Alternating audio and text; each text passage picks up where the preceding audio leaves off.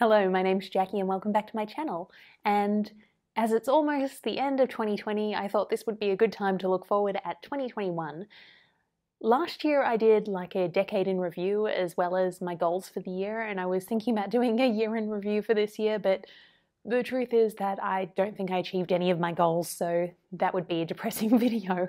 In a nutshell, some of the things I wanted to do were quit my job and go traveling for 3 to 6 months, which didn't happen because of COVID.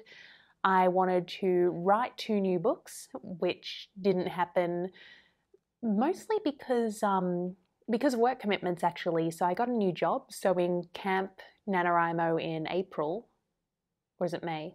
No, March. The first Camp NaNoWriMo, I actually had an interview for this job, and it was a really intense interview process. I had to do a whole lot of assignments and was basically working for them full-time for a week. There were 3 different interviews and 2 chats with HR and a lot of calling the immigration office to figure out what my status would be, because I'm an Australian living in Estonia and now I work for a Swiss company, so that was quite time-consuming, so I didn't finish that book. The second book I was going to write in NaNoWriMo, and I did a video back in October, I think, explaining why I wasn't doing NaNoWriMo, but basically I had a whole lot of freelance stuff and it was just too much to try and do at any one time. So I didn't write anything new. I also wanted to revise my nano project from last year, Powerless, which I sort of did, but I didn't really understand what's involved in the revision process because I hadn't done it before. I thought I would be able to go through my book once, fix it up, get some beta reader feedback, and it would be good to send to publishers by the end of the year. And what actually happened was I revised it in July and August. I sent it to my beta readers. They came back with really good feedback. All of them liked it, which is awesome. But there was a lot of feedback that I hadn't even considered when I was trying to improve the book. And in hindsight, I wish I'd just sent the first draft out for feedback so I could have been more effective in my revisions. So I did revise it. I didn't finish revising it though, so I don't consider that goal to have been met either. The only other one I remember is that I was going to be able to do and hold a handstand, which, I mean, there's still a few days left, so who knows, that might happen, but probably not. So unfortunately, 2020 wasn't the success I had planned it to be, and I'm okay with that. In fact, if I'd been filming this video at another time or another stage in my life, I probably would have really been beating myself up about it, saying, you know, you almost don't deserve to be a writer if you're not willing to put in the time and the effort, and so on. But the truth is, 2020 was a really difficult year. It threw a lot of people's plans out of whack. And yes, maybe I could have just gritted my teeth and gotten on with it, but I didn't. And beating myself up for that now isn't constructive. In fact, beating myself up for that now is probably going to make it harder for me to get back on track, which I really want to do in 2021. So, what are the plans for 2021? Well, we'll start with writing. The first one is revise Powerless and send it out to publishers. I would love to have it out on submission in the first half of next year. I'm hoping to revise it fairly quickly, but I have found it really challenging to do so while I've been trying to plot out new book ideas as well as working a full-time job. I feel like I'm only capable of doing like one side project at a time, so it's either going to be revising Powerless or working on something new.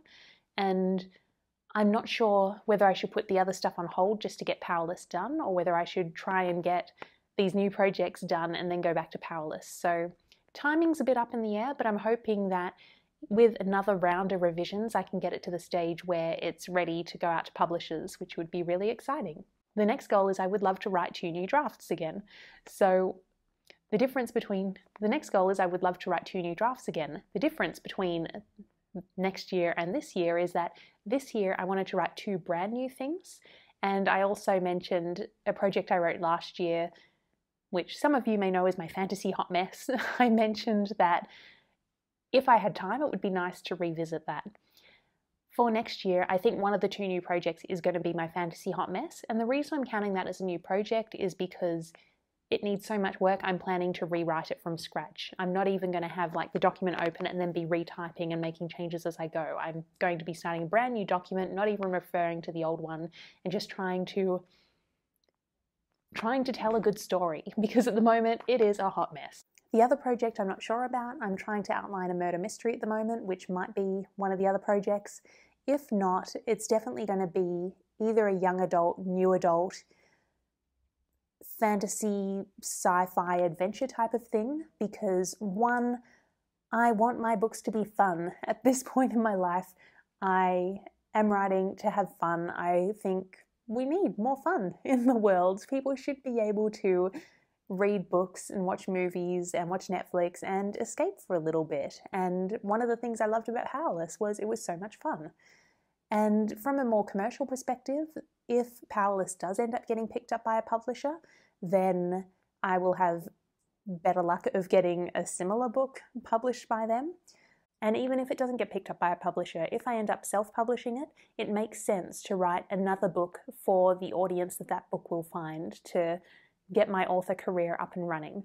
So those are my writing goals. I'm also considering trying a couple of new plotting methods. In fact, that was the one goal I did achieve this year, was trying new plotting methods. So my battery ran out, but what I was saying was that the plotting methods is actually a goal I achieved this year. So I wanted to try new plotting methods, and this year I tried the story grid, snowflake method, story clock, and anatomy of story. And I've still got 2 more that I can think of off the top of my head in the backlog, which are Plot Whisperer and 3 more actually, Plot Whisperer, Plotto, and Plotting Under Pressure. And part of me would like to try some new methods. However, one of the things I've noticed with the anatomy of story is that this might be getting in the way of me actually writing stuff, and given that, you know, I can only do so much at any one time, and I feel like I'm a bit behind after 2020, I'm not putting any pressure on myself to try new plotting methods in 2021 because the focus is writing new books. Outside of writing, my husband and I will be moving to Switzerland at some point, hopefully. So I mentioned earlier that I'm in Estonia working for a company in Switzerland. The immigration process is very slow, so the first thing they needed to demonstrate was that I was the best person they could find for the role, so they needed to re-advertise the role in Switzerland to see if anyone local applied. So they did that for 3 months, I think, and didn't find anyone. And then maybe 2 weeks ago, one of the administrators in the office started contacting me for some more documents. So hopefully things are moving, and then in the next 3 to 6 months we'll be heading over there, but we'll see. I would also really love to go back to Australia for a bit, like maybe a month or 6 weeks, and just spend part of the time on holiday and part of the time working remotely. But that obviously depends on travel restrictions and what happens with a vaccine. At the moment, you can go to Australia. Actually, I don't know if everyone can go to Australia or if it's just certain countries, but anyone who goes to Australia needs to be in quarantine for 14 days. So it's not really practical if you're just going there for a holiday. There's also an issue where the government isn't letting people leave until March 2021. So if we went there now, we wouldn't be able to come back, which again is not ideal. So I'm hoping restrictions ease up and we can go back home for a little bit and see friends and family, because I moved over here in August 2018 and I haven't actually been back to Australia since then. So it's a long time not to go home. As far as other travel goals go, I do still want to take some time off and just write and travel full time, but that's not going to happen next year because I do have this new job. I'm about 6 months in now, and I don't think it's realistic to ask a startup, because I work for a startup, I don't think it's realistic to ask them to have 3 to 6 months off to go traveling. So that's probably been postponed for a couple of years, which, you know, is unfortunate. I do still really want to go traveling and have that break, but I'm also really lucky to be in the position where I now work for this organization that's really cool and the people are really great. The role is not a perfect fit for me. My previous role was like a head of content marketing, and now I'm head of marketing, which I'm far less comfortable with. My speciality is really in content, but it's what they need. And all in all, when I compare it to my last job, it's definitely a net positive. I'm so much happier now than I was before. So then I guess the last category would be health and fitness goals. So let's put doing a handstand back on the list. I also would like to get into my front splits again. I haven't been able to do front splits since I was in high school, and would really like to be able to do them again. I also did start doing casual ballet classes maybe 2 months ago, and one of the things that's really frustrating is my turnout is really bad. My turnout has always been very bad, but now I just feel like my leg's getting stuck by the shape of my hips. So yeah, I really want to improve that. In fact, I'm going to speak to my physio about it this week to see if there's anything we can do, like adjusting the position or giving me some stretches or, massage work that might help. So my camera died again.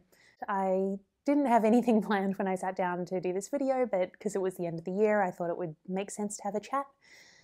In general, though, I hope that 2021 is a better year for everyone. I hope that coronavirus gets under control, whether it's through a vaccine or I don't know how else it would get under control, through effective lockdown measures, I guess.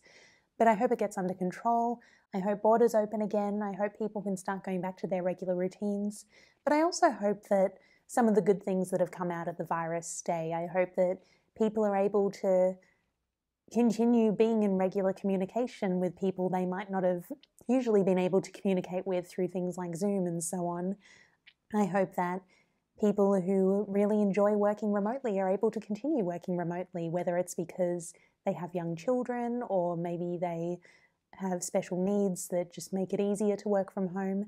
I hope that when companies have the opportunity to go back to the office, they don't make everyone go back to the office if they don't need to. And I hope just 2020 has given everyone a little bit more perspective and we can be much more grateful when things go well and stop taking our lives and everyday conveniences for granted. And of course, the people around us, because I know there's a very large death toll from this year. So I hope we can appreciate our loved ones a bit more. So that is all from me for today. Please let me know how you went with your 2020 goals in the comments, as well as what you hope for 2021. And I will see you next time. Bye.